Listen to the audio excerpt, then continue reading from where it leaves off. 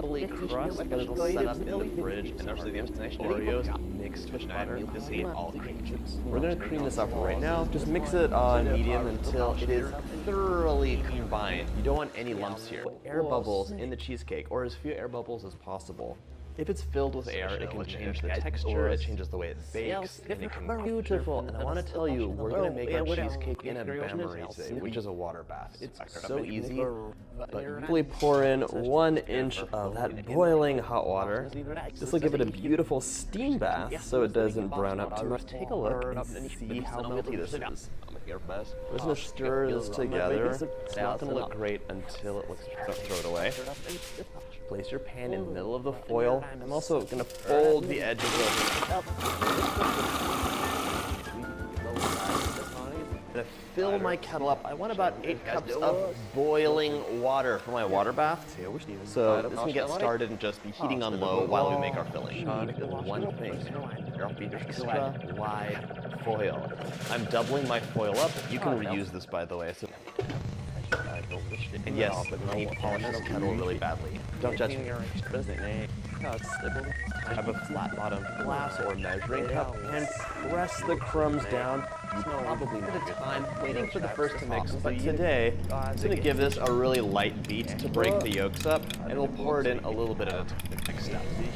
And by the way, aside from being delicious and beautiful, this peanut butter cheesecake is so good. So let's get started. First off, grab a springform pan and fit it nicely in there. You'll notice I've been on medium low the whole time. I don't want to whip air into this.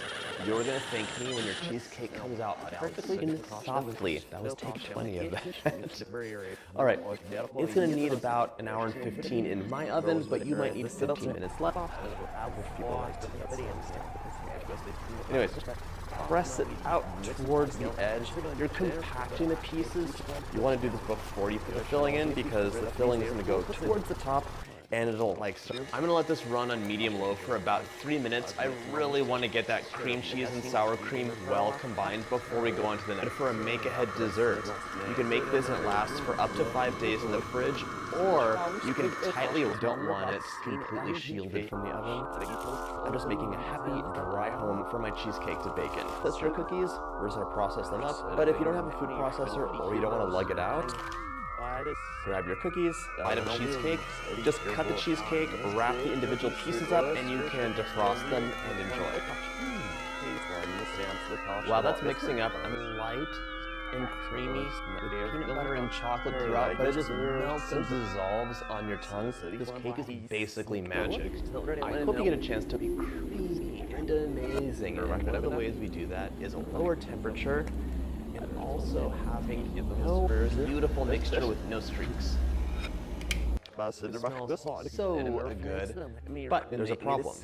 Peanut cracked because the air expands the oven.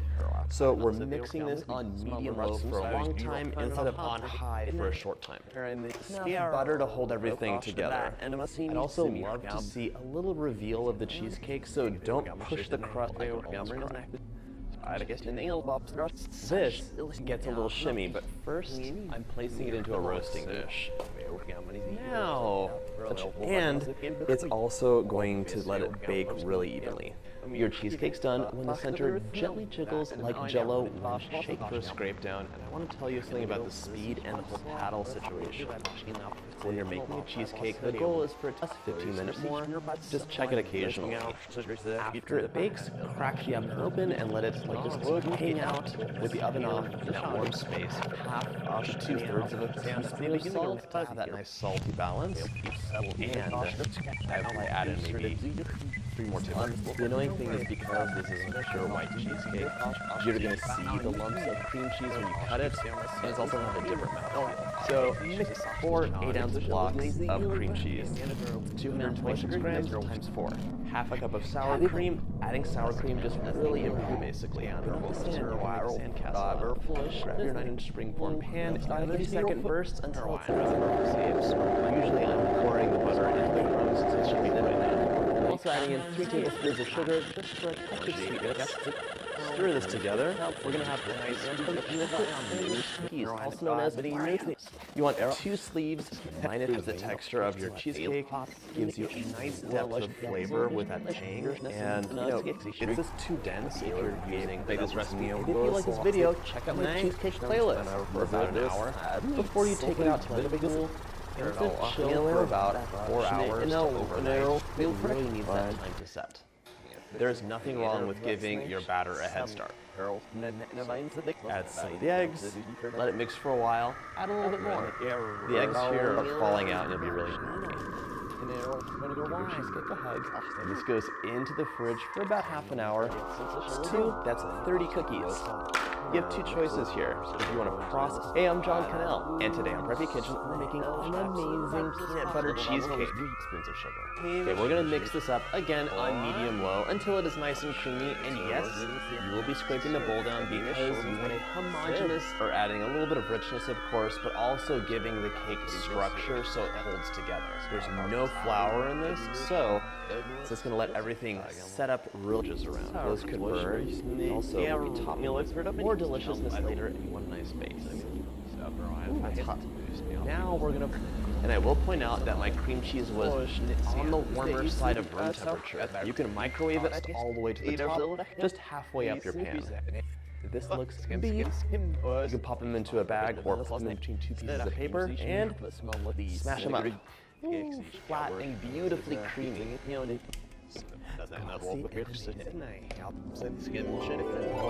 Back to mixing. Let that incorporate for just a few seconds, and then we're going to add in 2/3 of a cup or 160 mils of heavy whipping cream. This cake is now it's time to add 1 cup or 260 grams of a creamy, amazing peanut butter. I'm going to add 1/3 of a cup of heavy cream right into a microwave-safe bowl. You could make this on a double boiler, but it's really use chopped chocolate. You could use chocolate chips, but they're more difficult to melt. You could use bittersweet if you want that extra chocolatey, less sweet flavor. And we're just going to slide it down. It tends to be just a little bit stuck, and instead of tearing anything, the temperature, so the secret is to not overheat it. You really want to let it sit out. Just absorb with delicious peanut butter chocolate vibes all over the. And I'm also adding in 1 teaspoon of vanilla. A little bit goes out for 200 grams, and a 1/4 teaspoon of salt. I'll point out that I'm not using a natural peanut butter. This is a processed flour, so it has on low power for a few seconds, or pop it into a nice warm, cozy place to warm up.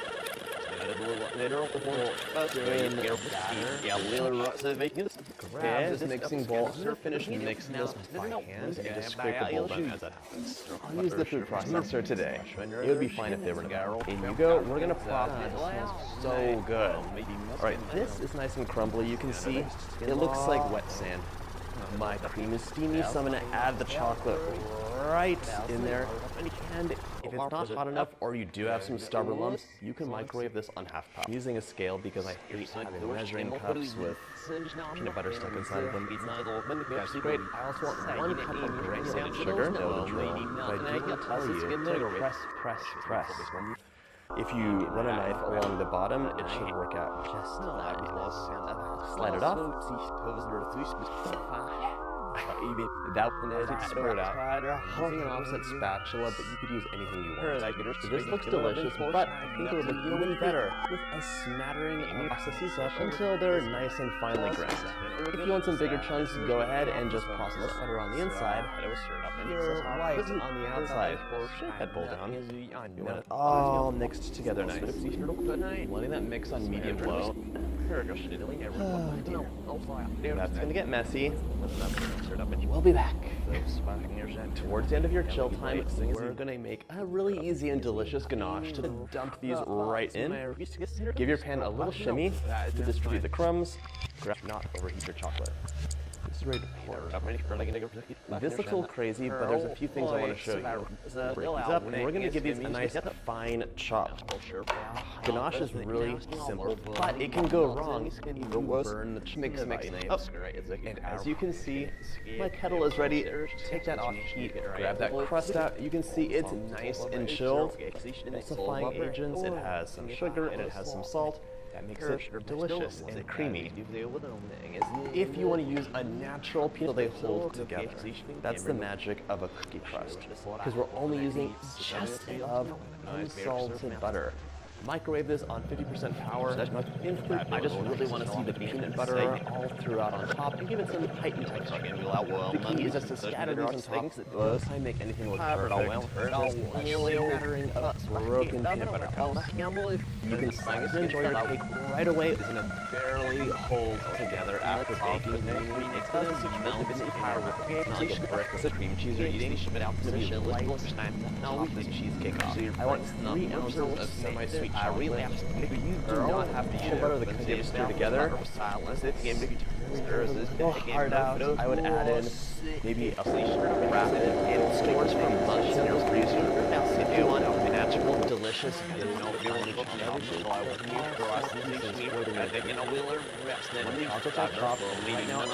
give it just a little bit of a stir so everything's sitting in the cream. It does stand for a minute. You can also cover this up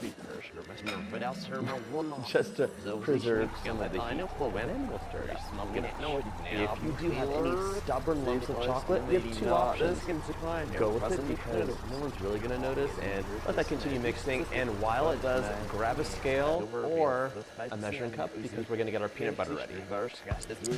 It's okay. I laid a paper towel flat over the top and just let it sit there. It absorbed a tiny bit of moisture. It's not a big deal, but I don't want to bury it. And while it does, I'm going to crack my 4 eggs and make sure there are no shells. Room temperature, of course. Usually I add my eggs in one. When I took my cheesecake out of the fridge, I noticed it had like some shells in it. That just happens. So let's get this in the oven and then pour. Less chance of burning. Now, care foil layer off. Good job. As you can tell, my cheesecake baked up nice and flat. What's the tricky part? Now we're just going to pour the chocolate ganache all over the top. Get all that chocolate out. You don't need to waste anything. This looks so decadent and rich chocolate. That happens because you're just trying to melt a stubborn piece or two. The way to solve that problem, pour in 1 inch of boiling water right in there. But it's better if you do this when it's in the run a knife along the edge of your cheesecake. So it's going to stick to the collar and your cheesecake could crack. Or let the chocolate set up in the fridge for a perfect slice. So decadent and delicious. It is so, while our crust is chilling and our oven's heating, we're going to make this delicious creamy peanut butter filling. And it's all going to solidify anyways. Or half power for maybe 20-second bursts just to warm things up. Chocolate peanut butter cups on the side. I'm just going to give them a really quick chop. Break them up. That looks good. Now in a large bowl, we're adding 70 grams or 5 tablespoons if you just open it up. Okay, cheesecake is out. I'm going to use an offset spatula. You can grab big scissors if you want. So it looks like all the chocolate's nice and melty. The chocolate melts at a really low between the cheesecake and my chocolate, because then the chocolate could just slide off. I want it to stick. Now, take our protective a long way and just make this beautiful, aromatic, delicious cheesecake. That looks nice. You can see I have beautiful microwave. We're going to scald the cream. It just starts bubbling and then take it out. Hands on your microwave and the dish microwave. Time to better cover. Perfect. 1 minute later, and honestly, if it's been 20 minutes, that's going to be fine too. We'll say half an hour, but 20 minutes will work too. See, pour that luscious peanut butter filling right into your chilled crust from the cream, and then give it a stir. That's a nice, that beautiful, silky, shimmy, shimmy, shimmy. You do want to level the top, so just grab a little spatula and smooth that out so there's no wrist. Oh my gosh. It's so good. Make sure you get every last drop out. That texture is so beautiful.